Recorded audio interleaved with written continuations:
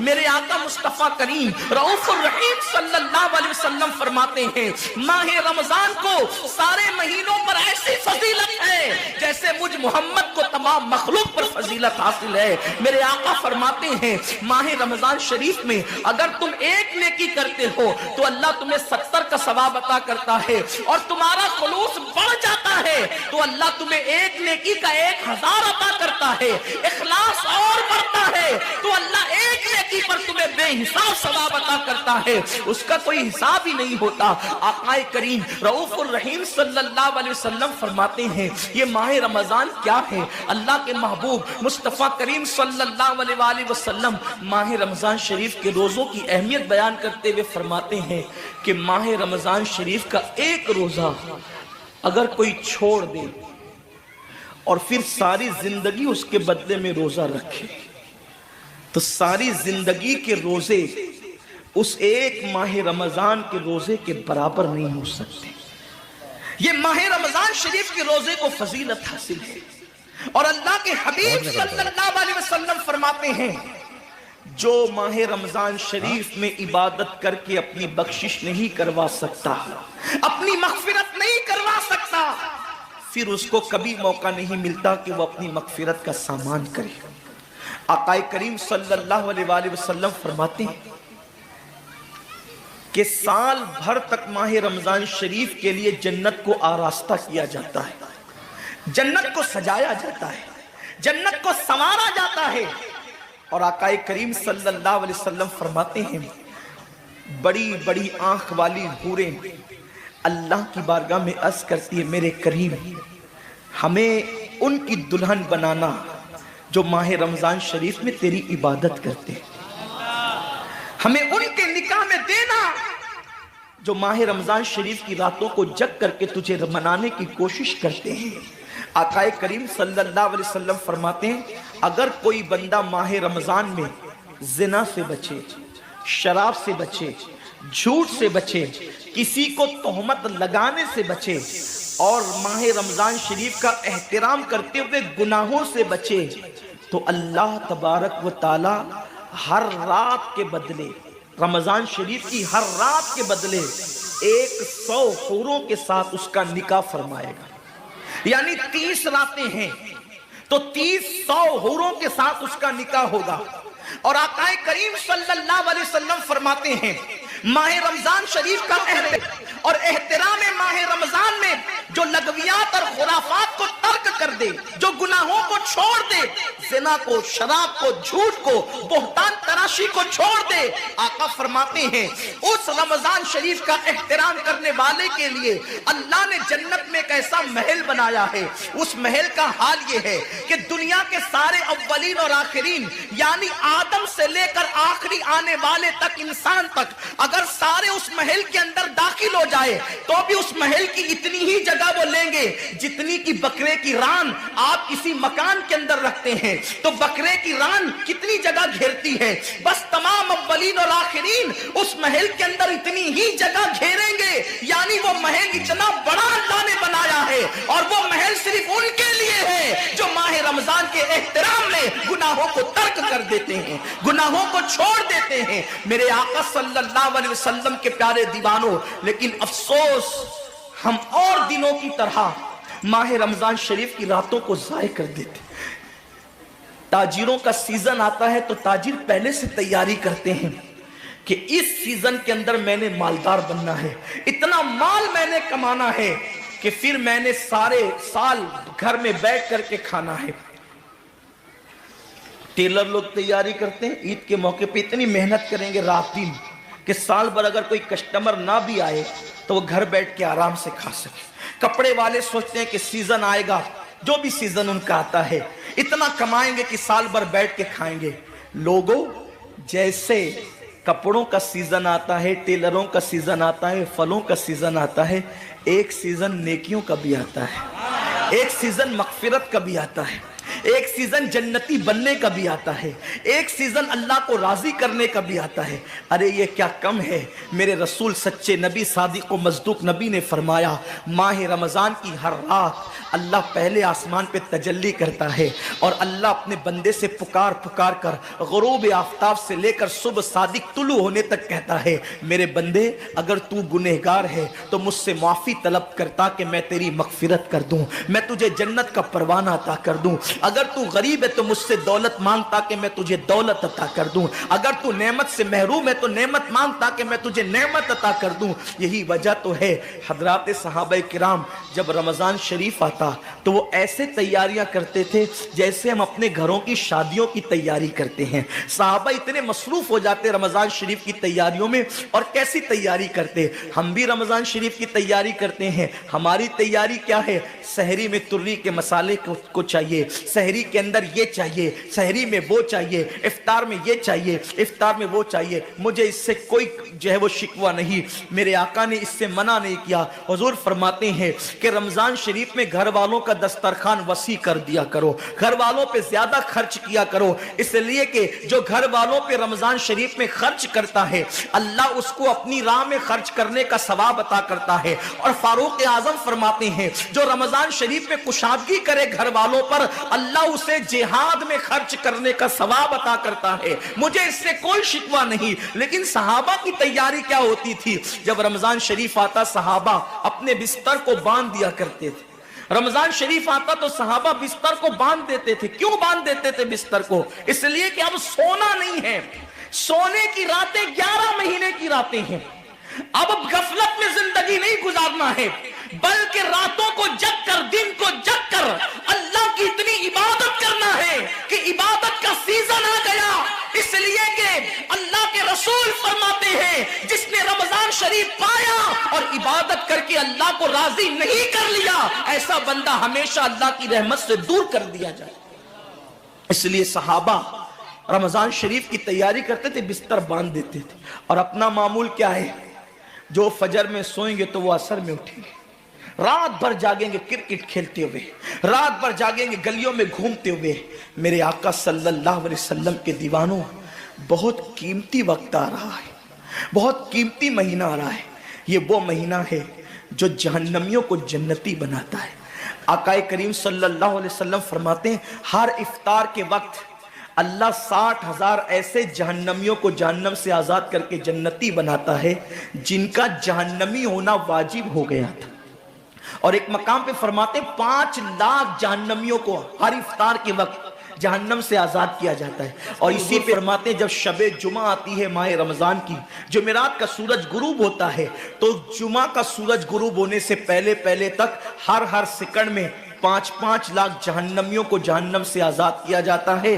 اور جب جمعہ کا آخری وقت آتا ہے، آخری ساعت آتی ہے، میرے کریم آقا فرماتے ہیں جمعرات کا سورج غروب ہونے سے لے کر جمعہ کا سورج غروب ہونے تک ہر لمحے میں جو 5 لاکھ کو آزاد کیا گیا تھا، اب آخری سیکنڈ میں جو غروب کا وقت ہوتا ہے جتنے آزاد کیے گئے تھے اتنوں کی تعداد کے برابر اس آخری ساعت کے اندر اللہ اپنے جہنمی بندوں کو جہنم سے آزاد کر دیتا ہے۔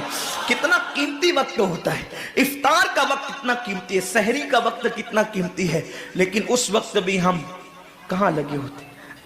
اب تو لوگوں نے ٹی وی چینلوں پر پروگرامات شروع کر دیے، دینی پروگرامات۔ مجھے دینی پروگرامات اگر ٹی وی پہ نشر ہوتے ہیں تو اس سے کوئی اختلاف نہیں ہے، لیکن آپ سے یہ عرض کرنا چاہتا ہوں کہ دین سیکھنے کا بھی کوئی وقت ہوتا ہے۔ اگر آپ سحری کے قیمتی لمحات میں ٹی وی کا منہ پکڑ کر بیٹھے ہیں تو آپ دعا کب کریں گے؟ افطار کے وقت آپ واٹس ایپ پر لگے ہیں تو اللہ سے مانگیں گے کب؟ ساری زندگی سسکیاں لے رہے ہو، ساری زندگی تڑپ رہے ہو، اور جب مانگنے کا وقت آتا ہے، مصیبتوں سے نجات طلب کرنے کا وقت آتا ہے، ہم کہاں ٹائم ضائع کرتے ہیں۔ حضرت سیدہ ام ہانی رضی اللہ تعالیٰ عنہ فرماتی ہیں کہ میں نے اپنے کریم آقا صلی اللہ علیہ وسلم سے سنا، اللہ کے رسول صلی اللہ علیہ وسلم نے فرمایا اس وقت تک میری امت ذلیل نہیں ہوگی، اس وقت تک میری امت رسوا نہیں ہوگی جب تک وہ ماہ رمضان کا احترام کرتی رہے گی، جب تک उम्मत मोहम्मदिया माह रमजान का एहतराम करेगी, उन्हें दुनिया की कोई ताकत जलील और रुस्वा नहीं कर सकेगी। और जब मेरी उम्मत माह रमजान शरीफ के एहतराम को, ताजीम को तर्क कर देगी, उस वक्त मेरी उम्मत जलील और रुस्वा कर दी जाएगी। आज लोग सीरिया की तबाही पर मातम कर रहे हैं। आज लोग यमन की घरों को आग में जलने के हवाले से बेकरारी का इजहार कर रहे हैं। आज लोग हिंदुस्तान में मुसलमानों का हाले जार देखकर अफसोस कर रहे हैं। बड़े बड़े स्कॉलर मुफक्किराना तकरीर करते हैं, उम्मत का हाल क्या है, उम्मत का हाल क्या है, उम्मत जलील क्यों हो रही है, उम्मत रुस्वा क्यों हो रही है। आसिफा की आबरू पर आंसू बहाने वालों, कभी एहसास भी किया कि ये उम्मत की जिल्लत की वजह क्या है। एक नन्ही सी आसिफा की अगर आबरू जाती है तो वो कश्मीर के किसी नन्ही सी बच्ची की आबरू नहीं गई, बल्कि पूरी उम्मत मोहम्मदिया की आबरू से खेला गया। उम्मत की एक बेटी की आबरू अल्लाह के हबीब सल्लल्लाहु अलैहि वसल्लम ने, मेरे आका ने इरशाद फरमाया, मैंने अपनी उम्मत की बेटियों की इज्जत को काबे से बुलंद कर दिया है। वो दुनिया की और कौमें होगी जो अपनी बेटियों की आबरू का नीलाम करके अपने तख्त और ताज के लिए सामान करती है, उनकी इज्जत की हिफाजत करना जानती है। मैं आबरू लूटने वालों से मुखातिब नहीं हूं, इसलिए कि मजमा आबरू लूटने वालों का नहीं है। जो सुन रहे हैं मैं उनसे बात करना चाहता हूं, जिन तक मेरी आवाज पहुंच नहीं सकती मैं उनसे मुखातिबत नहीं करना चाहता।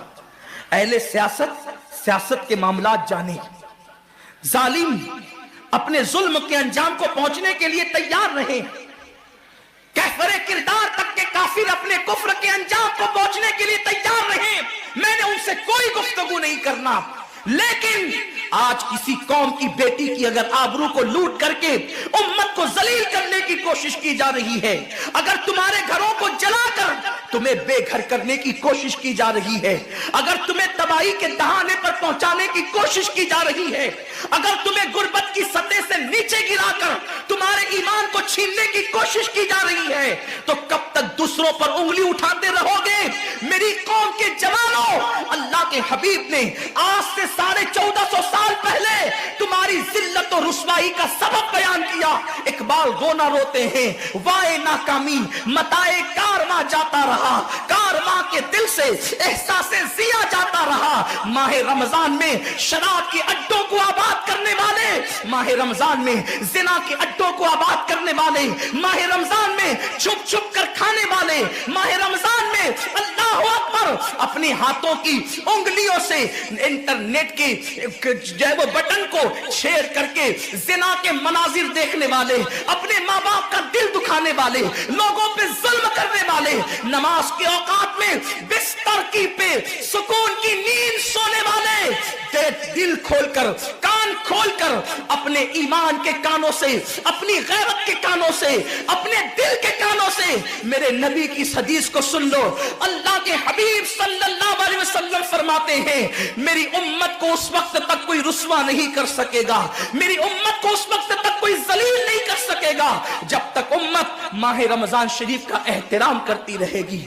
हजरत उम्मे हानी ने पूछा, या रसूल अल्लाह, माह रमजान शरीफ का एहतराम करना क्या है और रमजान शरीफ का हक ज़ाय करना क्या है। आका फरमाते हैं, जो रमजान शरीफ में भी कबीरा गुनाहों में मुब्तला होते हैं वो रमजान शरीफ के हक को ज़ाय करते हैं, और जो रमजान शरीफ के हक को ज़ाय कर दे फिर उस वक्त उम्मत को जिल्लत और रुसवाई से दुनिया की कोई ताकत बचा नहीं सकती। आज माह रमजान शरीफ का एहतराम क्या हो रहा है। कल तक के मुसलमान और दिनों में गुनाह करते थे, लेकिन रमजान शरीफ आता था तो कम से कम फिल्में लोग देखना बंद कर देते थे, दाढ़ियां मुंडाना बंद कर देते थे, मस्जिदों को आबाद करना शुरू कर देते थे। अब तो लोग किस कदर बेबाक हो गए, किस कदर निडर हो गए कि रमजान शरीफ में भी लोग अपने आप को गुनाहों से नहीं रोकते, बल्कि मेरी कौम का जवान बड़े धड़ल्ले से कहता है, यार अपने से रोजा नहीं रखा जाता, इसलिए कि हमें तो गुटके की आदत है, हमें तो पान की आदत है, हमें तो सिगरेट की आदत है। शर्म करो, शर्म करो। نبی کے نام پہ جان قربان کرنے کی بات کرنے والوں، جو نبی کے نام پر 12-16 گھنٹے بھوکے اور پیاسے نہ رہ سکے، وہ نبی کے نام پہ جان کیا قربان کر سکتے؟ اور جب سے تم نے احترام رمضان المبارک ترک کر دیا، تمہاری آبرو کو لوگوں نے کھیل بنا لیا، اور اب تو لوگوں کو احساس گناہ بھی نہیں رہا، احساس جرم بھی نہیں رہا۔ گناہ کے ساتھ اگر احساس گناہ انسان کی زندگی میں ہے تو انسان اپنے آپ کو گناہوں سے بچا لیتا ہے، لیکن اب ہمارے اندر احساس گناہ نہیں۔ اب تو ہم گناہ کو ہنر سمجھتے ہیں، اب تو ہم گناہوں کو فیشن سمجھتے ہیں۔ احساس گناہ کیا ہے؟ اگر انسان گنہگار ہو اور احساس گناہ بھی ہو تو وہ ایک نہ ایک دن سدھر جاتا ہے، وہ ایک نہ ایک دن سنور جاتا ہے۔ ہمارے پاس احساس گناہ ختم ہو گیا۔ آئیے بتاؤں احساس گناہ کتنی قیمتی چیز ہے۔ رمضان شریف میں کھا رہے ہیں، پی رہے ہیں، بلکہ مسلمانوں کی ہوٹلیں بند ہے تو غیر مسلموں کی ہوٹلوں میں کھا رہے ہیں، چھپ چھپ کر گھروں میں کھا رہے ہیں۔ لوگوں سے چھپ کر کھانے والوں، جو تیرا کچھ نہیں بگاڑ سکتا تو اس انسان سے چھپ کر کے کھا رہا ہے۔ جو خدا تجھے سزا دے گا کیا تو اس کی نگاہوں سے بھی چھپ سکتا ہے؟ اور روزے بھی کیا روزے رہ گئے، اب تو روزے بھی رسم بن گئے۔ جو روزے رکھتے ہیں رمضان شریف میں، ان کو روزہ رکھنے کی عادت ہے، وہ روزے کو عبادت نہیں سمجھتے۔ جو روزہ عادت بن جائے وہ نجات نہیں دلا سکتا، جو روزہ عبادت بن جائے وہ نجات دلا سکتا۔ ایک تو روزے کی عادت ہے اور ایک تو روزہ عبادت ہے۔ روزہ عادت اور عبادت میں فرق کیا ہے؟ عادت یہ سب نے رکھا ہم بھی رکھ لیں، یہ عادت ہے۔ نہ رکھیں گے تو کیا جواب دیں گے، یہ عادت ہے۔ نہ رکھیں گے تو لوگ تانا دیں گے، عادت ہے۔ پھر روزہ عبادت کیا ہے؟ روزہ عبادت یہ ہے کہ اللہ نے روزہ رکھنے کا حکم دیا ہے اور مصطفیٰ جان رحمت نے روزے کا حق یہ بتایا ہے، اگر تو روزہ رکھے تو صرف بھوکا پیاسا نہ رہے، بلکہ تیرا ہاتھ بھی روزے دار رہے، تیری زبان بھی روزے دار رہے، تیری آنکھ بھی روزے دار رہے، تیرا پیر بھی روزے دار رہے، تیرا کان بھی روزے دار رہے۔ کان روزے دار اس طرح کہ کان اللہ کے ممنوع کردہ چیزوں کو نہ سنے، ہاتھ روزے دار اس طرح ہاتھ اللہ کے منع کردہ کاموں کو نہ کرے، زبان روزے دار اس طرح کہ زبان اللہ کی ممنوع کردہ چیزوں کو ادا نہ کرے، پیر روزے دار اس طرح کہ پیر اس جگہ چل کر نہ جائے جہاں اللہ نے جانے سے منع کیا ہے۔ جب تو ان سارے اعضاء کو روزے دار بناتا ہے تو ایسے روزے کے معاملے میں میرا اللہ فرماتا ہے روزہ میرے لیے ہے اور میں ہی اس کی جزا ہوں۔ ہر عمل کی جزا جنت ہے، روزے کی جزا خدا کی ذات ہے۔ اسی لیے آقا فرماتے ہیں روزے دار کو دو خوشی ہے، ایک تو افطار کے وقت، دوسرا لقاء رحمان کے وقت، خدا کی زیارت کے وقت۔ صحابہ نے پوچھا آقا ہم اللہ کی زیارت کیسے کریں گے؟ آقا فرماتے جیسے تم آسمان پہ چاند دیکھتے ہو بلا تمثیل، اسی طرح تم خدا کی زیارت کیا کرو گے۔ یہ روزے داروں کی شان ہے۔ آج کے روزے کیا ہے؟ جس میں جھگڑا، جس میں غیبت، جس میں چگلی، جس میں فساد۔ روزے کو عادت مت بناؤ، روزے کو عبادت بناؤ۔ احساس مٹ گیا، عبادتوں کا احساس مٹ گیا، گناہوں کا احساس ختم ہو گیا۔ جب تک کہ لوگوں میں گناہوں کا احساس زندہ تھا وہ عبادت کر کے بھی اللہ سے ڈرتے تھے، وہ عبادت کر کے بھی رب کی بارگاہ میں آنسو بہاتے تھے کہ مولا میں تو حق ادا نہ کر سکا۔ لیکن آج احساس نہیں ہے، اس لیے لوگ ہنستے ہنستے افطار کرتے ہیں۔ حالانکہ صحابہ کا معمول تھا جب افطار کا وقت آتا وہ ہاتھوں کو اٹھا کر کے روتے اور کہتے مولا روزہ تو چلا گیا لیکن روزے کا حق نہ ادا ہو سکا، آنسو بہاتے ڈرتے۔ لیکن آج ایسا کچھ بھی نہیں ہے، ہماری ساری نیتیں تو دسترخوان پہ لگی ہوتی ہے افطار کے وقت۔ آئیے ایک بات نکل آئی، احساس گناہ۔ کیا ہے احساس گناہ؟ آقا نے فرمایا نا کہ جب رمضان شریف کا حق ضائع کر دو گے تو اللہ تم سے عزت کو چھین لے گا، تم ذلیل و رسوا ہو جاؤ گے۔ احساس ختم ہے گناہ کا، اسی لیے رمضان شریف میں بھی گناہ کرتے ہیں، اور گناہ کر رہے ہیں تو ذلیل ہو رہے ہیں۔ احساس کسے کہتے ہیں؟ احساس یہ ہے کہ میں نے کیا کیا، چھوٹے سے گناہ کو میں نے کیا کیا۔ ایک خاتون بارگاہ رسالت میں آئی، اور عرض کیا یا رسول اللہ مجھ سے زنا ہو گیا ہے، میں نے بہت بڑا جرم کر لیا ہے، آپ مجھ پہ حد لگا دیں، حد جاری کر دیں تاکہ میں گناہ سے پاک ہو جاؤں۔ اللہ کے حبیب نے احساس گناہ دیکھ کر کے فرمایا کہ جا، ابھی تیرے پیٹ میں بچہ ہے، تیرے جرم کی سزا تیرے پیٹ کے بچے کو نہیں دی جا سکتی، اگر تجھ پہ حد لگے گی تو وہ بچہ بھی ختم ہو جائے گا، جب بچہ پیدا ہو جائے اس کے بعد آنا۔ بچہ پیدا ہو گیا تو وہ لے کر کے آئی، آقا فرماتے ہیں تیری جان چلی جائے گی تو اس کی پرورش کون کرے گا، اس کو دودھ کون پلائے گا، جا اس کو دودھ پلا اس وقت تک جب تک یہ کھانے نہ لگے۔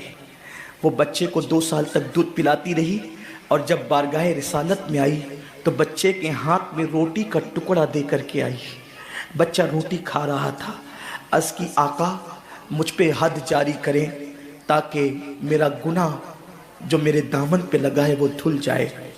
حضور نے 3 مرتبہ اس کو اپنے دروازے سے ٹالا، اگر کوئی دوسرا ہوتا اس کو ڈھیل دی جاتی تو وہ بھاگ جاتا، دوبارہ پلٹ کرنا آتا، لیکن احساس گناہ تھا، گناہ کا احساس تھا کہ یہاں گناہ مٹ جائے تاکہ وہاں جواب دینے سے بچ جاؤں۔ اس خاتون نے 3 مرتبہ حاضری دی، حضور اب میرا بچہ روٹی کھانے لگا ہے، مجھ پہ حد لگا دے تاکہ میں پاک ہو جاؤں۔ اللہ کے حبیب نے فرمایا اللہ کی بندی، جب اللہ نے تیرے جرم پہ پردے ڈال دیے تھے تو تو نے اظہار جرم کیوں کیا؟ اب چونکہ تو جرم کا اظہار کر چکی ہے، اقبال گناہ کر چکی ہے، اب تجھ پہ حد لگائی جائے گی۔ اور اس کو سنگسار کر دیا گیا۔ جب وہ مر چکی اور اس کو دفن کر دیا گیا تو کسی نے کہا کتنی بدبخت تھی وہ عورت جس نے رسول پاک کے دور میں منہ کالا کیا۔ میرے نبی نے فرمایا تو اس کا گناہ دیکھتا ہے، تو اس کا احساس گناہ نہیں دیکھتا۔ اس نے ایسی توبہ کی ہے، اگر اس کی توبہ 70 جہنمیوں پہ تقسیم کی جاتی تو اللہ ان کو بھی جنت عطا فرما دیتا۔ آقا کریم صلی اللہ علیہ وسلم فرماتے ہیں جو رمضان شریف میں گناہ کبیرہ کرتے ہیں، اب گناہ کبیرہ کی بہت بڑی تعریف ہے، اس کو نہیں بیان کروں گا، لیکن جو گناہ کبیرہ بڑا گناہ کرتے ہیں، پہلی بات تو چونکہ میرا مسلک صوفیہ ہے، صوفیہ سے کسی نے پوچھا کہ گناہ بڑا کیا ہے؟ امام غزالی فرماتے ہیں نہ کوئی گناہ چھوٹا ہے نہ کوئی گناہ بڑا ہے، بات تو یہ ہے جس گناہ پر خدا تیری پکڑ کر لے وہی گناہ سب سے بڑا ہے، اور جس نیکی پر خدا تجھے بخش دے وہی نیکی سب سے بڑی ہے۔